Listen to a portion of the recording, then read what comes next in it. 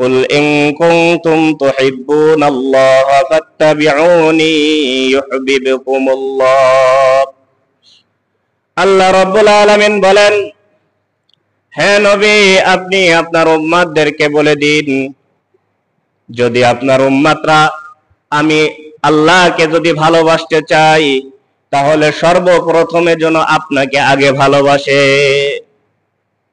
আল্লাহ তাআলা আল্লাহর হাবিবকে বলতেছে, আমার হাবিব, আপনি আপনার উম্মতদেরকে বলে দিন, আপনার উম্মতরা যদি আমি আল্লাহকে ভালোবাসতে চাই, তাহলে সর্বপ্রথমে যেন আপনাকে আগে ভালোবাসে।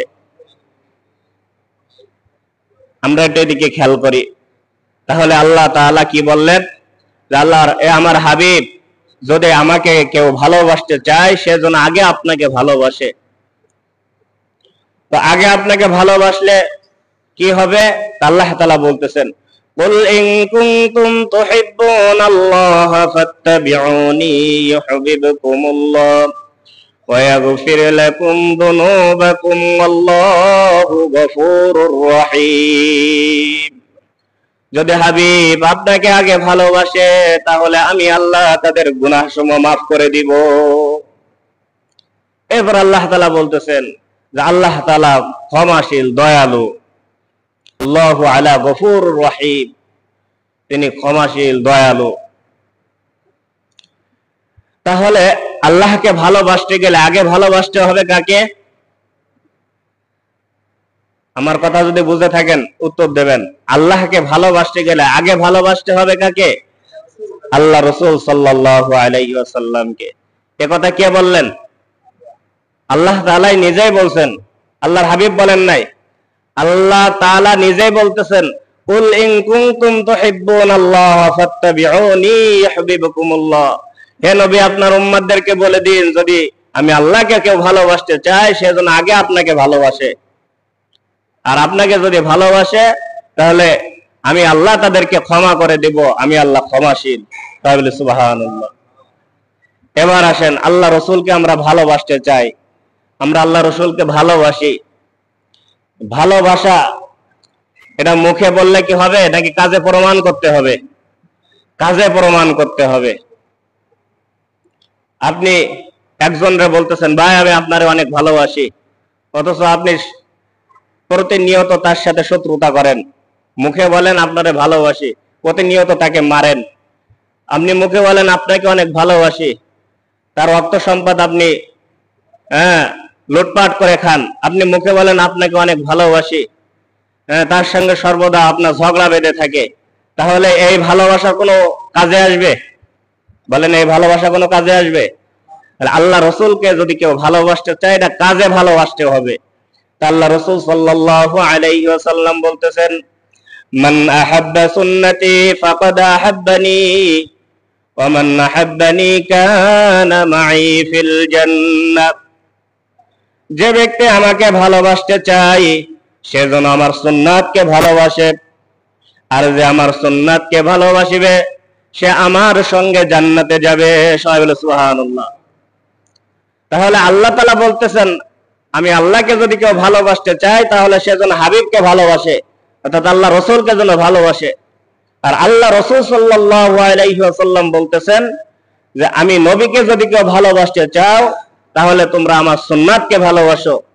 আর আমার সুন্নাতকে যে ভালোবাসিবে, সে যেন তেমন আমাকেই ভালোবাসিল, আর আমাকে যে ভালোবাসিবে, সে আমার সঙ্গেই জান্নাতে যাবে। সবাই বলে সুবহানাল্লাহ। তাহলে এবার আমার কথা যদি বুঝে থাকেন, একটু উত্তর দিবেন। তাহলে আল্লাহকে ভালোবাসতে গেলে আগে ভালোবাসতে হবে কাকে? আল্লাহ রাসূলকে। আল্লাহ রাসূলকে ভালোবাসতে গেলে আগে ভালোবাসতে হবে কাকে? আল্লাহ রাসূলের সুন্নাতকে। আল্লাহ রাসূলের সুন্নাত, আল্লাহ রাসূলের সুন্নাতকে আমরা অনেকেই বুঝি না।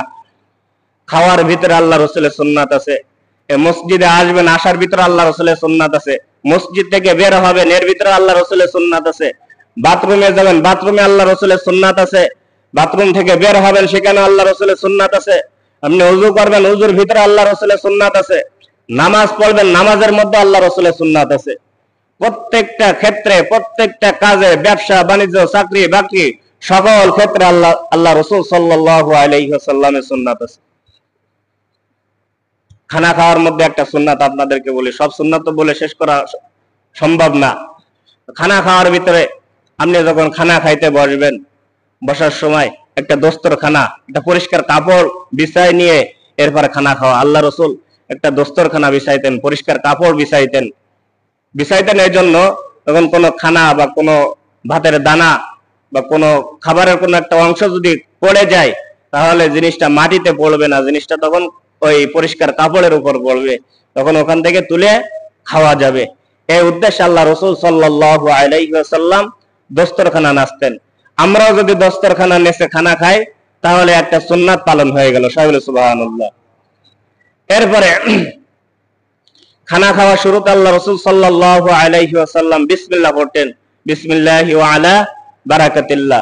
যদি এটা সম্পূর্ণটা মুখস্থ নাও থাকে, অন্তত বিসমিল্লাহ পড়ে যদি খানা খাওয়া শুরু করি, তাহলে আরেকটা সুন্নাত পালন হয়ে গেল। সুবহানাল্লাহ। এরপরে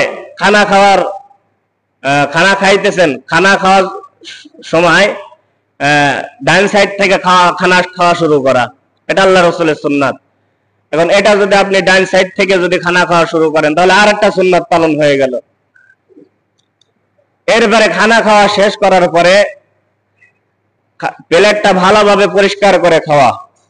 অনেকে বলে সেটে খাওয়া, সেটে খাওয়া না, মানে পরিষ্কার করে খাওয়া। প্লেটে যেন কোনো দানা না থাকে, কোনো খাদ্য না থাকে, খাদ্যটারে ভালোভাবে খেয়ে ফেলা।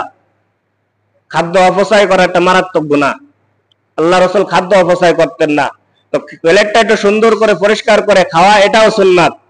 তাহলে এক খানা খাওয়ার মধ্যে কতগুলো সুন্নাত দেখেন। এই জন্য আল্লাহ রসুল সাল্লাল্লাহু আলাইহি ওয়াসাল্লাম যে তরিকায় খানা খাইছেন, যেভাবে খানা খাইছেন, এবার খানা খাওয়ার ভিতরে আরো একটা সুন্নাত হলো 3/1 খানা খাওয়া। পেটে যে পরিমাণ খাদ্য ধরে তার 3/1 খাওয়া, আর 1 খালি রাখা, আর 1 পানি খাওয়া। তাহলে 1 খানা খাওয়া, আর 1 পানি খাওয়া, আর 1 খালি রাখা। এই নিয়ম, এই সিস্টেম যদি আমরা আমাদের মধ্যে তৈরি করতে পারি, আমাদের মধ্যে যদি এগুলো আনতে পারি, তাহলে আল্লাহ রসুল সাল্লাল্লাহু আলাইহি ওয়াসাল্লামের সুন্নাতকে আমরা পালন করতে পারলাম। এজন্য আল্লাহ রসুলের সুন্নাত প্রত্যেকটা সেক্টরে রয়েছে। আপনি বাথরুমে যাবেন, বাথরুমে যাওয়ার মধ্যে আল্লাহ রসুলের সুন্নাত আছে। বাথরুমে যাওয়ার সময় বাম পা দিয়ে প্রবেশ করা, আল্লাহ রসুলের সুন্নাত। এরপরে ঢোকার আগে একটা দোয়া পড়া, আল্লাহুম্মা ইন্নী আউযু বিকা মিনাল খুবুসি ওয়াল খাবাইস। হে আল্লাহ, আমি আপনার কাছে খারাপ পুরুষ জিন এবং খারাপ মহিলা জিন থেকে আপনার কাছে আশ্রয় চাই। তাহলে বোঝা গেল বাথরুমের মধ্যে খারাপ জিন, খারাপ পুরুষ জিন, খারাপ মহিলা জিন থাকে, এগুলো মানুষদেরকে ক্ষতি করে। আল্লাহ রসুল শিখাই দিয়েছেন যে তোমরা এই দোয়াটা পড়বে, আল্লাহুম্মা ইন্নী আউযু বিকা মিনাল খুবুসি ওয়াল খাবাইস। আল্লাহ, আমি আপনার কাছে খারাপ পুরুষ জিন, খারাপ মহিলা জিন থেকে আশ্রয় চাই। তো এই দোয়া পড়ে যদি ঢোকেন, তাহলে এটা আল্লাহ রসুলের একটা সুন্নাত পালন করা হলো।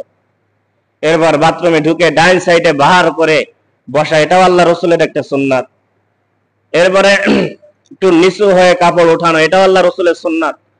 বাথরুম থেকে বের হয়ে ডাইন পা দিয়ে বের হয়ে আসা, এটাও আল্লাহ রসুলের সুন্নাত। বের হওয়ার সময় আরেকটা দোয়া আল্লাহ রসুল শিক্ষা দিচ্ছেন, গুফরানাকাল হামদুলিল্লাহিল্লাযী আযহাবা আন্নিল আযা ওয়া আফানি। এই দোয়া পড়ে যদি বের হয়ে আসেন, এটাও আল্লাহ রসুলের সুন্নাত। তাহলে এক ইস্তেনজা করতে যে আপনি কতগুলো সুন্নাত পালন করলেন। এবার আপনি একটু চিন্তা করেন, এই যে কটা সুন্নাতের কথা আমি বললাম, আপনি আর আমি কতটুকু মানি? আপনি আর আমি কতটুকু মানি? এরকম ভাবে প্রত্যেকটা সেক্টরে, প্রত্যেকটা জায়গা আল্লাহ রসুলের সুন্নাত রয়েছে। ব্যবসা বাণিজ্য করবেন, তার মধ্যেও সুন্নাত রয়েছে। চাকরি করবেন, তার মধ্যেও সুন্নাত রয়েছে। আপনি হাঁটবেন, হাঁটার ভিতরেও সুন্নাত আছে। যখন হাঁটবেন তখন নিচের দিকে ঝুঁকে হাঁটা, মাথা উঁচু করে না হাঁটা, নিচের দিকে তাকায় হাঁটা, এটা আল্লাহ রসুলের সুন্নাত। হাঁটার সময় ডাইন সাইড দিয়ে হাঁটা, আল্লাহ রসুলের সুন্নাত। প্রত্যেকটা ক্ষেত্রে আল্লাহ রসুলের সুন্নাত আছে। আমরা যদি এগুলো একটু জেনে শুনে এই সুন্নাত গুলো যদি নিজে আমলে আনতে পারি, তাহলে আপনি আর আমি কেমন যেন আল্লাহ রসুলের সুন্নাতকে ভালোবাসলাম। আর আল্লাহ রসুলের সুন্নাতকে ভালোবাসা মানে আল্লাহ রসুলকে ভালোবাসা। আর আল্লাহ রসুলকে ভালোবাসা মানে আল্লাহ তাআলাকে ভালোবাসা। তাহলে আমাদের প্রত্যেকটা কাজে, প্রত্যেকটা সেক্টরে আল্লাহ রসুলের সুন্নাত রয়েছে। আমরা এগুলো একটু জানবো, বুঝবো, এবং আমলে আনার চেষ্টা করব। পারবো তো সবাই ইনশাআল্লাহ? তাহলে আল্লাহকে ভালোবাসতে গেলে আগে ভালোবাসতে হবে কাকে? আল্লাহ রসুলকে। আর আল্লাহ রসুলকে ভালোবাসতে গেলে আগে ভালোবাসতে হবে কাকে? আল্লাহ রসুলের সুন্নাতকে।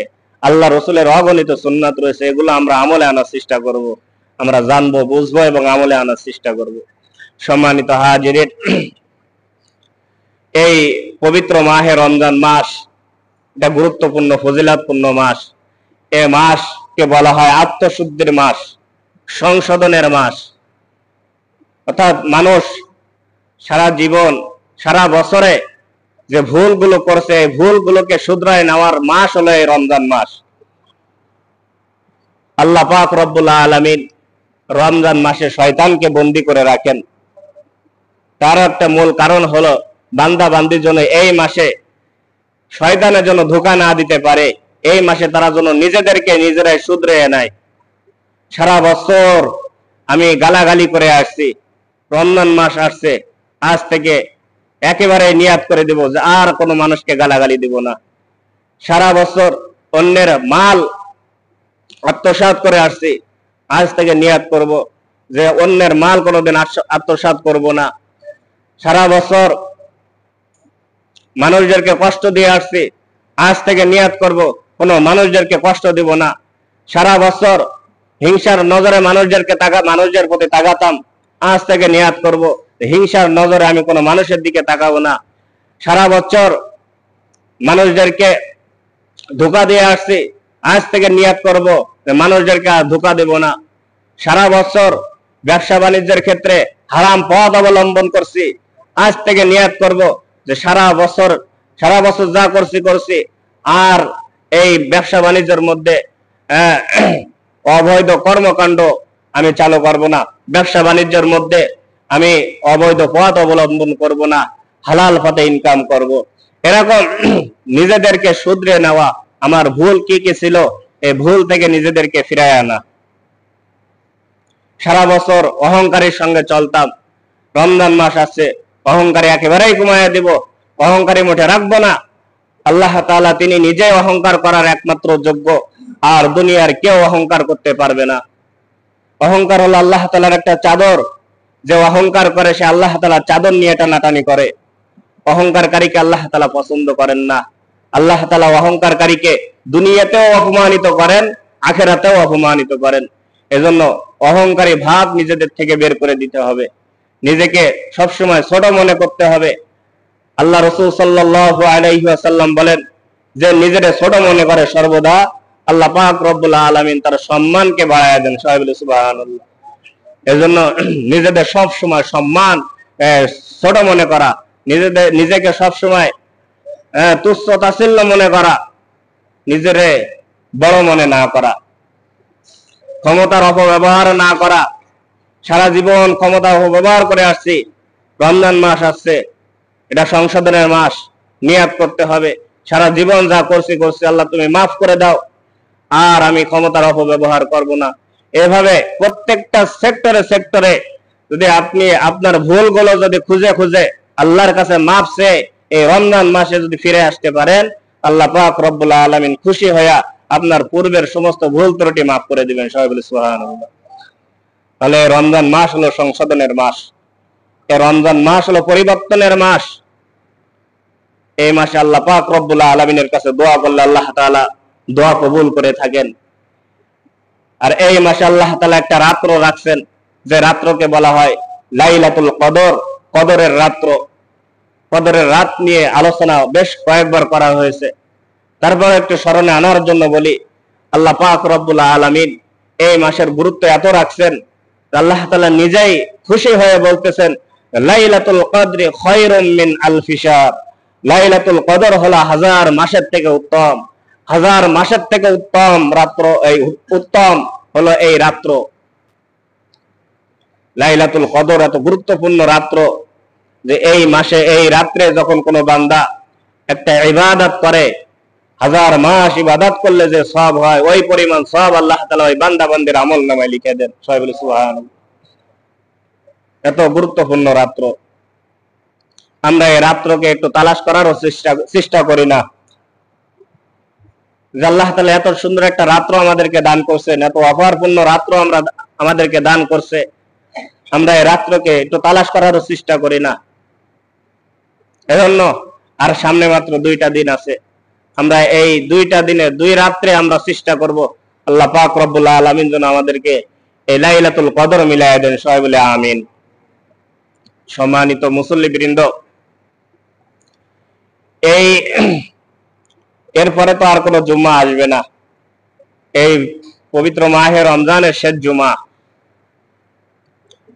এই রমজানের শেষে আল্লাহ পাক রব্বুল আলামিন উম্মতে মুহাম্মাদের জন্য একটা খুশির দিন রাখছেন, যে দিনটাকে বলা হয় ঈদুল ফিতর। এটা মুসলমানদের জন্য একটা খুশির দিন, আনন্দের দিন।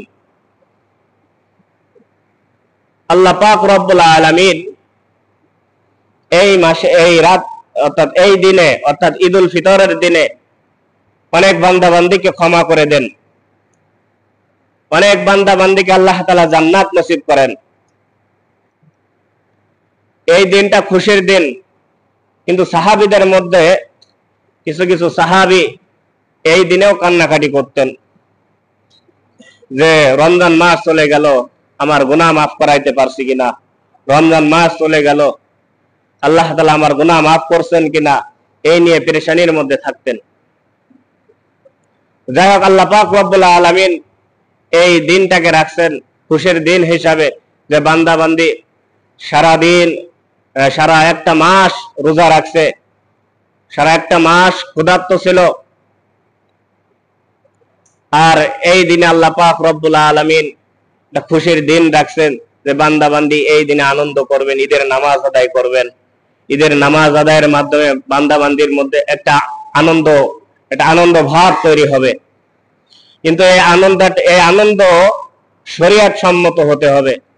আমরা শরীয়তের বাহিরে যে আনন্দ করার চেষ্টা করি, সারাদিন রোজা রেখে, অর্থাৎ একটা মাস আপনি রোজা রাখলেন, এই একটা মাস রোজা রেখে ঈদের দিন যেদিন চলে আসে, এই দিন যদি সবাই মিলে সিনেমা দেখেন, তাহলে এক মাস রোজা রেখে আপনার কি ফায়দা হলো?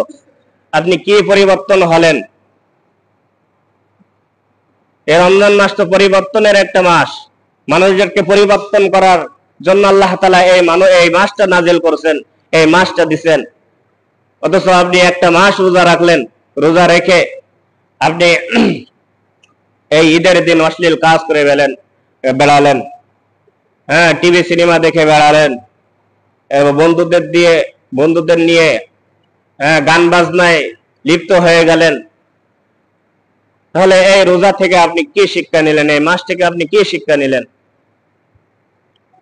এই রমজান মাসটা আল্লাহ তাআলা আপনাকে দিয়েছে অভার স্বরূপ হিসাবে, বরকতময় হিসাবে। বান্দা বান্দি যত গুনাহ করছো, এই মাসে গুনাহ মাফ করায় নাও। বেশি আমল করতে পারো নাই, এই মাসে ইবাদত করে বেশি নেকি কামায় নাও। তো এত বেশি নেকি কামায়া, এত রোজা রাখিয়া ঈদের পরে যদি সব কিছুরে তছনছ করে দেন, সব কিছুরে যদি ধ্বংস করে দেন, তাহলে কি লাভটা হলো? এজন্য আমাদের ঈদের দিন আনন্দ করতে হবে শরীয়তরে ঠিক রেখে। এমন পোশাক পরা যাবে না যে পোশাক ইসলাম পছন্দ করে না। বিশেষ করে আমরা আমাদের মেয়ে, আমাদের বোনদেরকে এমন পোশাক কিনে দিই যে পোশাকের ব্যাপারে আল্লাহ রাসূল সাল্লাল্লাহু আলাইহি ওয়াসাল্লাম এখান থেকে 1400 বছর আগে নিষেধ করে গেছেন, যে শেষ জামানায় এমন পোশাক বের হবে, মহিলারা এমন পোশাক পরবে যে পোশাক পরার পরেও মনে হবে তারা কেমন যেন ল্যাংটা। আর সে ধরনের পোশাক কিন্তু বের হয়ে গেছে। আমাদের মুসলমানদের মেয়েরাও এই ধরনের পোশাক পরা শুরু করতেছে। এজন্য আমরা যারা এখানে আছি, বিশেষ করে আমরা যারা এখানে আছি, আমরা সর্বদা চেষ্টা করব আমাদের মা বোনদেরকে এমন পোশাক পরানোর চেষ্টা করব যেগুলো শরীয়ত সমর্থন করে। আর এমন পোশাক আমরা পরাবো না যে পোশাক শরীয়ত সমর্থন করে না। অনেক জালের মতো, নেট জালের মতো জামা বের হয়েছে, এরা পরলে হাতা সম্পূর্ণটা দেখা যায়, হাত সম্পূর্ণটা দেখা যায়। আবার অনেক টাইট পায়জামা বের হয়েছে, যা একটা ফুসুড়ি হলে সেটাও পর্যন্ত দেখা যায়। এ ধরনের পোশাক আদি থেকে আমরা বিরত রাখার চেষ্টা করব। এই ধরনের পোশাক পরা থেকে আমরা আমাদের মা বোনদেরকে বিরত রাখবো। পারবো তো সবাই ইনশাআল্লাহ? তাহলে ঈদের দিন আনন্দের দিন। এই দিন আল্লাহ পাক রব্বুল আলামিন 2 রাকাত নামাজের মাধ্যমে বান্দা বান্দির এটা আনন্দ উল্লাসের একটা সিস্টেম তৈরি করে দিয়েছেন। এই ঈদের দিনে, ঈদের আগে যে সমস্ত গরিব এলাকার যারা গরিব রয়েছেন, এতিম রয়েছেন, অসহায় রয়েছেন, এদের ব্যাপারে আল্লাহ রাসূল সাল্লাল্লাহু আলাইহি ওয়াসাল্লাম বলেন যে তোমরা ঈদে এদেরকেও শরীক করিও, অর্থাৎ তারা যেন এই আনন্দ থেকে মাহরুম না হয়। আর একজন গরিব, একজন অসহায় তারা আনন্দ থেকে মাহরুম হয় কখন? যখন তারা অভাবে থাকে, টাকা পয়সা না থাকে, ভালো পোশাক আদি না কিনতে পারে। এজন্য আমাদের এলাকার যে সমস্ত গরিব অসহায় মানুষ রয়েছে, যারা ঈদের দিন একটু ভালো মন্দ খাইতে তাদের টাকা পয়সা নাই, একটু ভালো পোশাক পরবে, টাকা পয়সা নাই, একটু আনন্দের সঙ্গে বেড়াবে, সে পরিবেশটা নাই, তো আমরা চেষ্টা করব তাদের এই পরিবেশগুলো তৈরি করে দেওয়ার জন্য। আমাদের ফিতরা, আমাদের যাকাত, আমাদের তো প্রত্যেকের উপরেই ফিতরা ওয়াজিব হয়ে গেছে। তা আমরা ফিতরাগুলো আমাদের থেকে নিম্নমানের যারা রয়েছে, যারা অসহায়, গরিব, এতিম, এদেরকে আমরা দিব। তাহলে কি হবে? তাহলে এই সমাজের মধ্যে, এলাকার মধ্যে একটা সাম্যতা তৈরি হবে। যারা গরিব রয়েছে, অসহায় রয়েছে, তাদের মুখেও আনন্দ ফুটবে, তারাও আনন্দ করতে পারবে। এজন্য আমরা এই বিষয়ের প্রতিও খেয়াল রাখবো। যারা এলাকায় গরিব মানুষ রয়েছে, অসহায় রয়েছে, তাদেরকে আমরা সাহায্য সহযোগিতা করব। তারা কি খাচ্ছে কি না খাচ্ছে, এগুলো আমরা একটু দেখভাল করব। যদি দেখেন তাদের খাদ্যের অভাব, কিছু খাদ্য কিনে দেওয়ার চেষ্টা করব। পারবো তো সবাই ইনশাআল্লাহ? এই বিষয়গুলোর প্রতি আমরা একটু খেয়াল রাখবো। এবার আসেন, ঈদের নামাজ, ঈদের দিন আমরা আনন্দ করলাম, শরীয়ত সম্মত ভাবে আনন্দ করলাম। আল্লাহ রাসূল সাল্লাল্লাহু আলাইহি ওয়াসাল্লাম বলতেছেন যে লা ইয়াদখুলুল জান্নাতা কাতি', আত্মীয়তা ছিন্নকারী সে কখনো জান্নাতে যাইতে পারবে না। আর এই ঈদের দিন একটা গুরুত্বপূর্ণ দিন। এই দিনে আত্মীয় সম্পর্ক বজায় রাখার একটা বড় একটা দিন হলো ঈদের দিন। আমরা ঈদের দিন আমাদের আত্মীয় স্বজন যারা রয়েছে এদের খোঁজ খবর নিব, সমর্থন থাকলে বাড়িতে এনে একটু খাওয়া দাওয়ার ব্যবস্থা করব, তাদের সুযোগ সুবিধা দেখব। তাহলে এই ঈদের দিনে যদি আমরা এগুলো করতে পারি, তাহলে আত্মীয় সম্পর্কটা একটু বজায় থাকলো। এটা একটা ফরজ ইবাদত, আত্মীয় সম্পর্ক বজায় রাখা একটা ফরজ ইবাদত। যখন আমরা এই ফরজ ইবাদতটা করার চেষ্টা করব। আর আনন্দ তো আত্মীয় স্বজন দাওয়াতের মাধ্যমে হয়ে থাকে। আপনার বাড়িতে আত্মীয় স্বজন আসলো, তার মানে একটা আপনার আনন্দ আনন্দ ভাব লাগা। আল্লাহ রাসূল সাল্লাল্লাহু আলাইহি ওয়াসাল্লাম মেহমানদেরকে খানা খাওয়াইতেন। আপনিও চেষ্টা করবেন মেহমান এনে একটু খানা খাওয়ানো, আত্মীয় স্বজন ডেকে এনে একটু খানা খাওয়ানো, তাদের একটু মেহমানদারি করানো।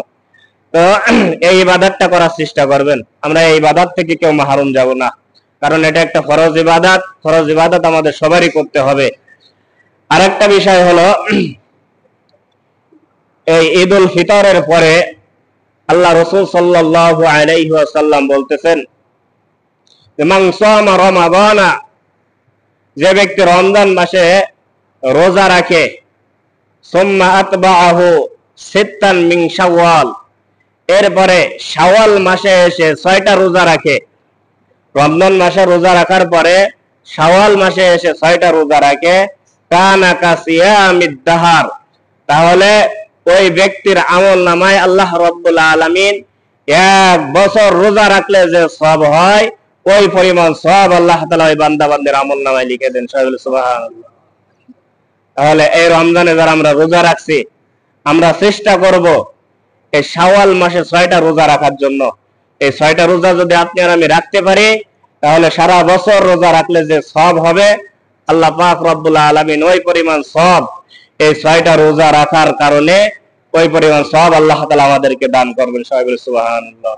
তাহলে আমরা এই বিষয়ে একটু খেয়াল রাখবো যে শাওয়াল মাস যখন আসবে আমরা এই 6টা রোজা রেখে দিব।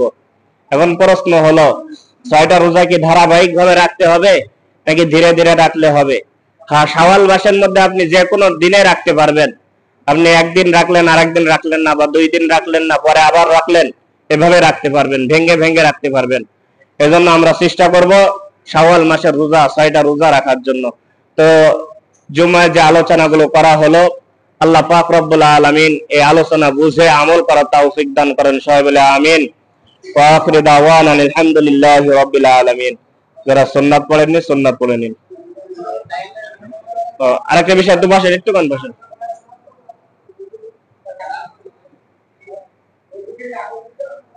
না, আরেকটা বিষয়, ঈদের নামাজ তো এখানে হবে। লাহু ফালা মুদিল্লা লাহু ওয়া মান ইউদ্লিল ফালা হাদিয়া লাহু ওয়া নাশহাদু আন্না সাইয়্যিদানা ওয়া সানাদানা ওয়া হাবিবানা وحبيب طبيبنا وقلوبنا ومولانا محمد صلى الله عليه وعلى آله وأصحابه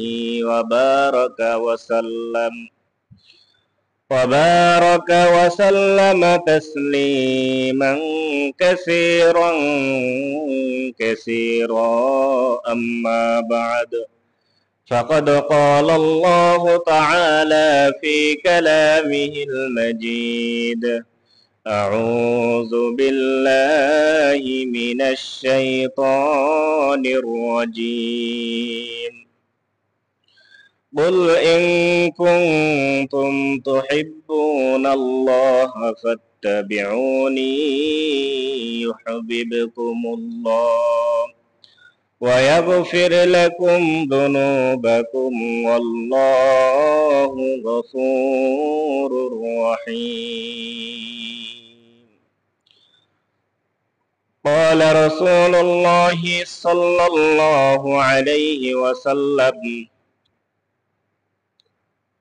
من قام في ليلة القدر إيمانا واحتباسا غفر له ما تقدم من ذنبه.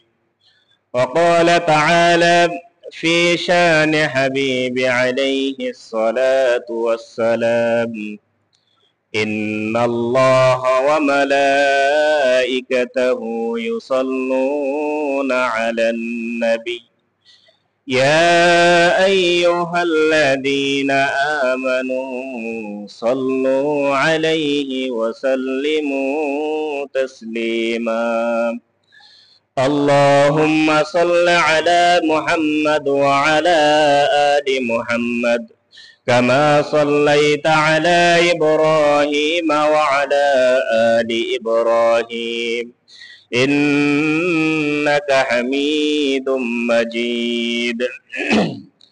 اللهم بارك على محمد وعلى آل محمد كما باركت على إبراهيم وعلى آل إبراهيم إنك حميد مجيد.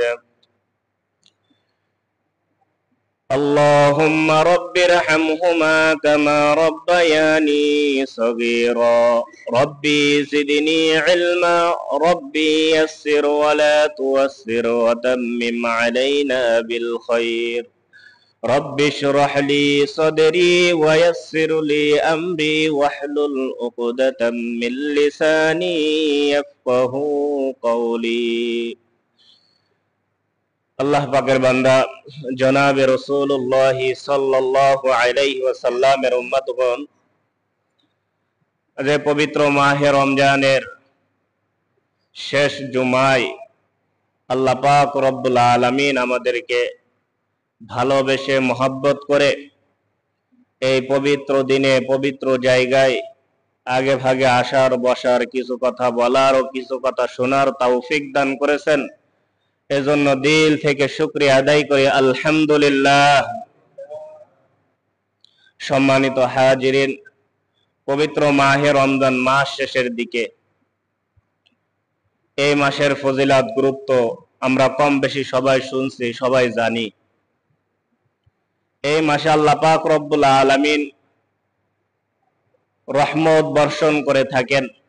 এই মাসে আল্লাহ পাক রব্বুল আলামিন অগণিত বান্দাদেরকে ক্ষমা করে থাকেন। এই মাসে আল্লাহ পাক রব্বুল আলামিন তার অনেক বান্দাদেরকে জাহান্নাম থেকে মুক্তি দিয়া জান্নাত নসিব করেন। এখন আপনি আর আমি চিন্তা করি, রমজান মাস তো শেষের দিকে, রমজান মাস শেষ হতে যাচ্ছে। আপনি আর আমি কি পরিমাণ রহমত অর্জন করতে পারছি, কি পরিমাণ গুনাহ মাফ করাইতে পারছি, আল্লাহ তাআলা আমাকে বা আপনাদেরকে জাহান্নাম থেকে মুক্তি দিয়া জান্নাত নসিব করছেন কিনা এটাও তো আমরা কেউ জানি না। তবে নিজের বিবেকের কাছে প্রশ্ন করলে বোঝা যাবে যে আমি এই মাসে কি পরিমাণ আমল করছি, কি পরিমাণ আল্লাহ তাআলার বন্দেগী করছি, কি পরিমাণ আল্লাহ তাআলার কাছে দোয়া করছি, চোখ থেকে পানি ফেলায়া আল্লাহ রাব্বুল আলামিনের কাছে দোয়া করছি। এটা যদি আপনি আর আমি চিন্তা করি যে এই মাসে আমি কি কি করছি, এতে কি আমার গুনাহ মাফ হয়েছে নাকি হয় নাই, এতে কি আমি জান্নাত পাবো নাকি পাবো না, নিজের বিবেকের কাছে একটু সাড়া দিলে, নিজের বিবেকের কাছে একটু প্রশ্ন করলে বিবেকটা কিছু হইলেও একটু সাড়া দিবে। আর সামনে মাত্র সম্ভবত দুইটা হতে পারে, 2টা দিন আছে রোজার। এই 2টা দিনে যদি আর একটু বেশি সময় আমরা আল্লাহ তাআলার ইবাদত বন্দেগীর মধ্যে দিতে পারি, তাহলে আল্লাহ তাআলা হয়তো আপনার আমার উপর খুশি হইয়া আমাদেরকে মাফ করে জান্নাত নসিব করতে পারেন। কি পারেন না বলেন? এজন্য আমরা সামনে যে 2টা দিন আছে, আমরা এই 2টা দিন হেলায় দুলায় না কাটাইয়া একটু বেশি বেশি করে আল্লাহ তাআলার ইবাদত বন্দেগীর মধ্যে আমরা লিপ্ত হব। যারা কোরআন শরীফ পড়তে পারি বেশি বেশি কোরআন শরীফ পড়বো, যারা কোরআন শরীফ পড়তে পারি না তারা তো অন্তত সুবহানাল্লাহ, আলহামদুলিল্লাহ, আল্লাহু আকবার, লা ইলাহা ইল্লাল্লাহ, দুরূদ শরীফ, আস্তাগফিরুল্লাহ, এইভাবে যার যেটা মুখস্থ আছে এগুলো যদি মুখে সব সময় পড়তে পারি, রমজানের বাহিরে একবার সুবহানাল্লাহ বললে আল্লাহ তাআলা যে কি পরিমাণ সওয়াব দান করেন। জান্নাতে একটা গাছ তৈরি করেন, যে গাছটা 500 বছর দৌড়ালেও গাছের ছায়া পার হতে পারে না, এত বড় গাছ। আর সেই গাছটা যদি রমজান মাসে একবার সুবহানাল্লাহ বলার দ্বারা আল্লাহ তাআলা 70 গুণ বাড়ায়া দেন, তার মানে আপনি একবার সুবহানাল্লাহ বললে 70টা গাছ আল্লাহ তাআলা জান্নাতে তৈরি করবেন। তাহলে জান্নাত তো একটা ফাঁকা মরুভূমি, এটারে সাজানোর দায়িত্ব আপনার আমার। আল্লাহ তাআলা আপনার জন্য একটা জায়গা বাজেট করে রাখছেন, ওই জায়গাটারে সাজানো, সুসজ্জিত করা, এটার দায়িত্ব হলো আপনার আমার। সুসজ্জিত করবেন কিভাবে? এই সুবহানাল্লাহ, আলহামদুলিল্লাহ, আল্লাহু আকবার, লা ইলাহা ইল্লাল্লাহ, এরপর 5 ওয়াক্ত নামাজ, এরপর নফল ইবাদত, কোরআন তেলাওয়াত। হাদিসের মধ্যে আছে কোন বান্দা তখন কোরআন তেলাওয়াত করে, কোরআন মুখস্থ করে, সে যে কয় আয়াত মুখস্থ করে আল্লাহ রাব্বুল আলামিন জান্নাতে তার সে কয় তলা বিল্ডিং বানায়া দেন। সবাই বলে সুবহানাল্লাহ। এজন্য আমরা কোরআন তেলাওয়াত করার চেষ্টা করব, আল্লাহ তাআলা জিকির আজগার করার চেষ্টা করব। সম্মানিত হাজিরিন, আমি খুতবার সময় একটা আয়াত আপনাদের সামনে তেলাওয়াত করছি। আল্লাহ তাআলা বলেন,